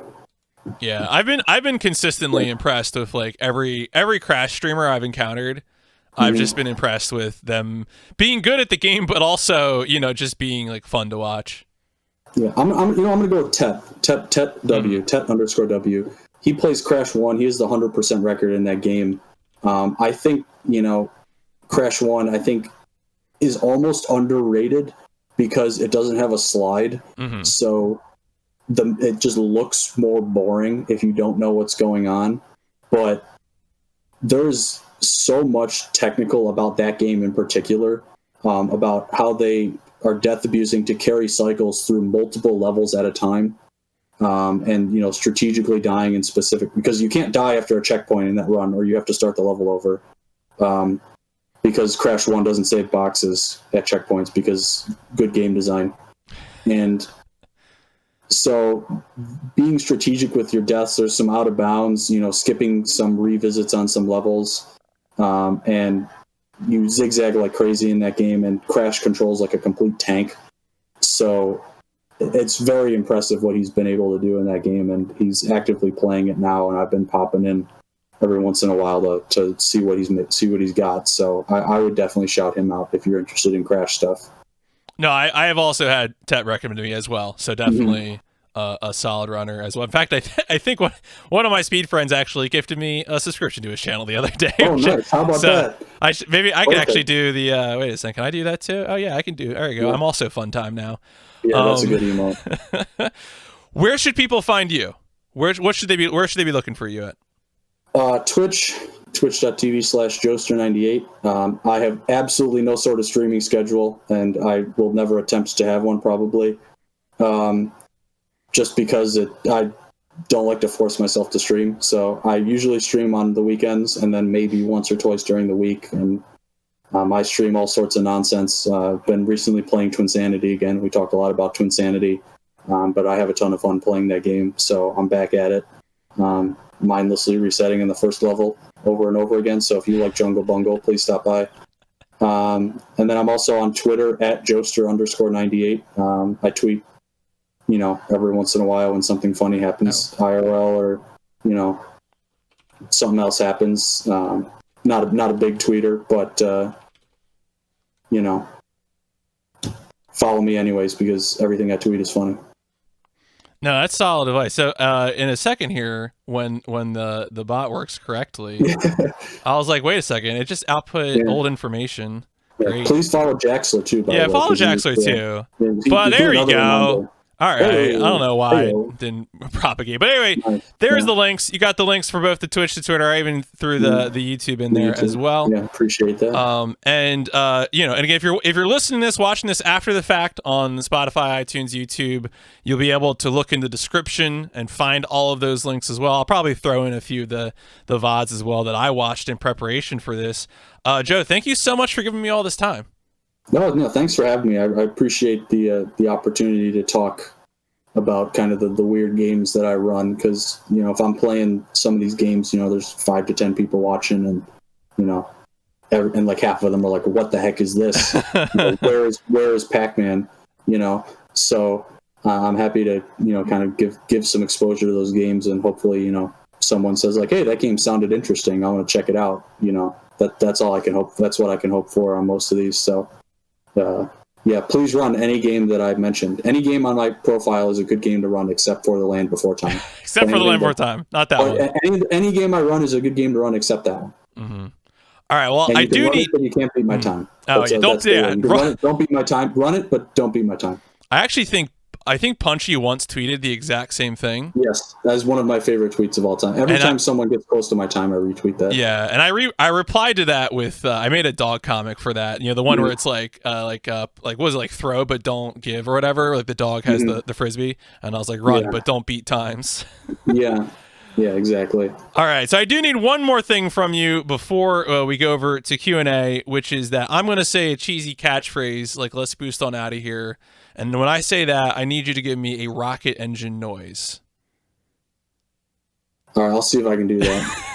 I might just try to whistle or something. No, please, whatever you want to do. It's your creative space.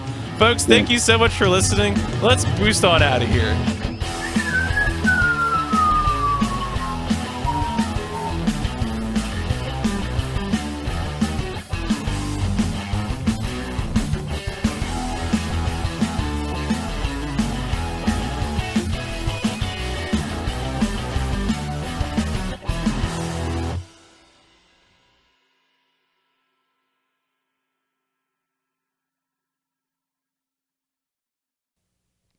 Did that come through? I hope it did. Yeah, actually, most of it came through pretty much. I think maybe the very tail end might have trailed off, but yeah. Anyway, folks, we're still on the front page for at least another 10 minutes. So if you got questions that you want to give to Joe here, please throw them in the chat. I know there's a few of you. I saw some pack attacks, some fun times. There's people out there. Yeah. I'm sure Wingo has some silly question for you. Come on, Wingo, fire away. What do you got? No, Tet's probably. I need to reach out to Tet soon for doing an interview. Probably, Tet seems like a fun one to talk to. Yeah. Anybody else that you would want to see interviewed? Who would be a good interview?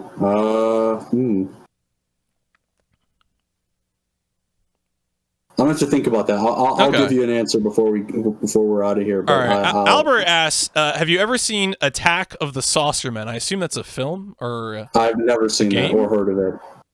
Yeah, Albert. What do you? Is that Albert is an aficionado of weird games? So I've got no information on that. It's a PS1 game. Really? PS1. All right. It's on my list if it's any good. Let me check this out. Was it Attack of the Sauceman? It's Attack of the Saucer Man. Yeah. Sorry, I said men earlier. Is this any good? Action game. Oh, it's an action game. Yeah, it's a third-person action game. PAL only. Ooh, that's hot. PAL only. PAL only. PC. Attention is drawn. Yeah, 29% score. Ooh, it could be good. I'll have to check this out. This could be good. Yeah, that could be. Yeah. That could be. So I don't think I've seen this one before, but it certainly looks. Is there a speed run of it? There's no leaderboard, so I can. No leaderboard. There you go. No resources. That's free real estate. Yeah. The long play is 6.5 hours. That could be rough, but maybe it's good. Oh, there's a post on SDA about it. There you go. That's a solid resource. That's a lead. Better. That's excellent. Yeah. It wouldn't be the first time I went on SDA to get some resources, that's for sure. So I may have to scope that out.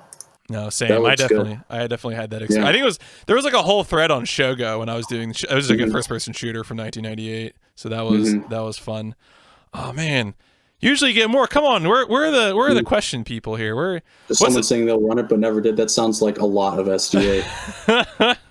Yeah, it is a lot of There used to be threads on SDA where people would request speedruns.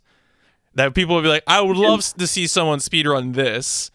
Because like I was looking to see if anyone had done stuff on Kalik.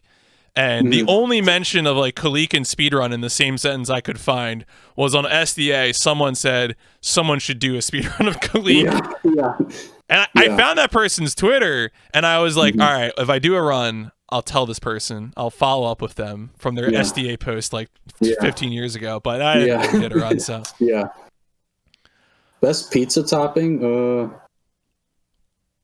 I'll have to go with either barbecue chicken or bacon. Like, I mean, it's hard to go wrong with either of those. Those are both extremely good. All right, so. I gotta be annoying. Do you like buffalo stuff? Do you like buffalo chicken? Whatever. Yes, we normally don't refer to stuff as buffalo here. I mean, maybe a little bit, but when you go to a place and it says, when you're out of town and you go to a place that says buffalo wings, I would steer clear. That's my personal recommendation because. Unless you're going to like a Buffalo Wild Wings, then I'm sure you're fine. Right? Yeah, it's Buffalo Wild Wings. I'm a big on just like they're just chicken wings. They're just chicken wings. Infinitely many great places to get them around here. So, I always maintain the invitation that if anyone ever comes to visit Niagara Falls, I will give them the 10-cent tour and buy them chicken wings. So, that invitation has remainmed open and will definitely be open when.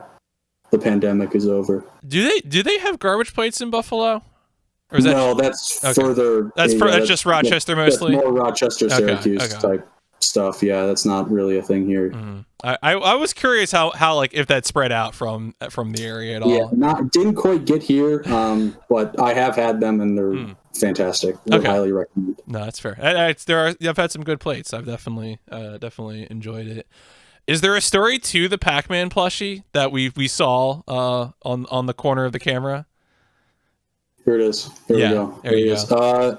Not really. I just saw it on eBay and I was like, it's like $5. Why the heck not?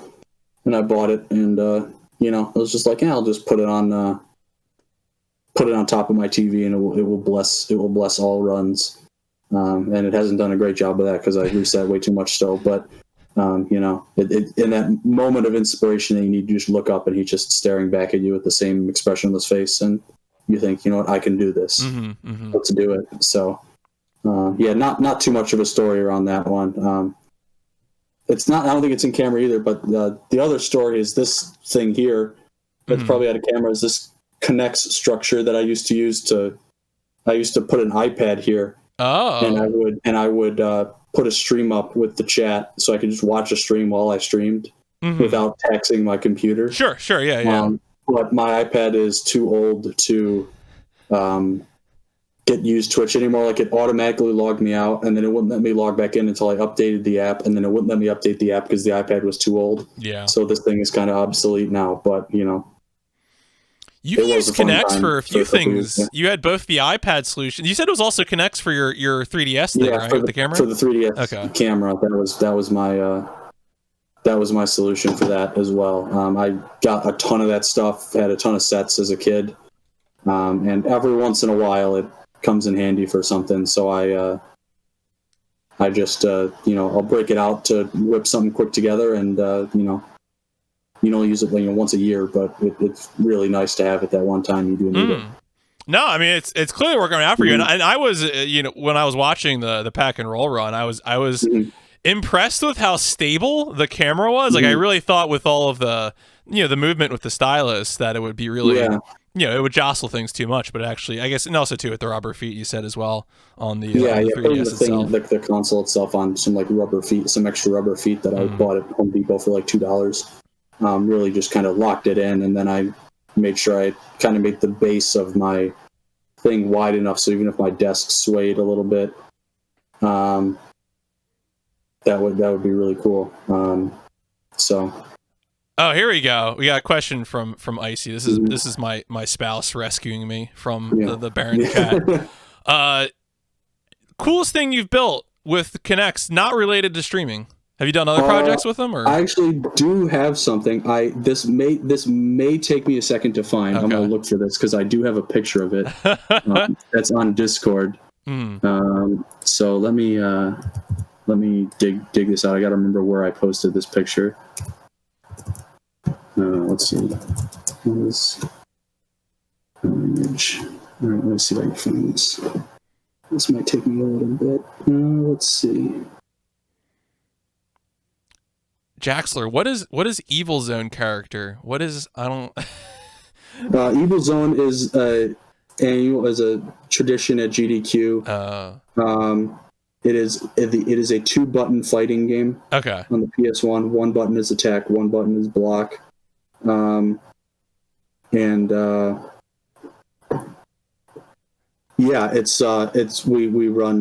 that tournament all the time. And Galley is always considered the worst character. He's like the only non-viable character, but Jaxler insists on playing him. And he got third in the last tournament. Oh, so hey, there you go. I think he shut all of us up. Okay, I found the image. Okay. Let me just open this and then I'll link it in chat here. This is an extremely old picture. And that will be evident based on how I look in it, but I'm going to go with this. I'll post this in chat. All right, let's see what this looks like. Oh, there you go. That's a kit. What is that? What is it supposed to be? I don't know. Just some I believe that is the technical description for that is the Hyperspace Training Tower. Oh, okay. No, that's good. That is the official title of that thing. That sounds official to me. So I built that when I was 7 or 8 or however old I am in that picture. That's a really old picture. I remember having to stand on a kitchen chair to get the top of that thing. So yeah, I don't have the pictures in a frame on the wall. So I was like, I'm just going to take a picture of it because I can't find the original. But then my other favorite original picture, which is what I keep on my desk. This is Boy Identifies Dog, 1997, colorized. This is an all-time favorite picture of mine. That's a dog. Yeah, me just pointing at dog. This is dog. All-time great picture. This is dog. One of my favorite pictures. So, yeah. Perfect. Yeah. Well, maybe my last question for you then, since it is now 10:30, is do you have a raid target that we could send people to? Let me check. Let me check who I'm following. Where would be a good place to go? We could go.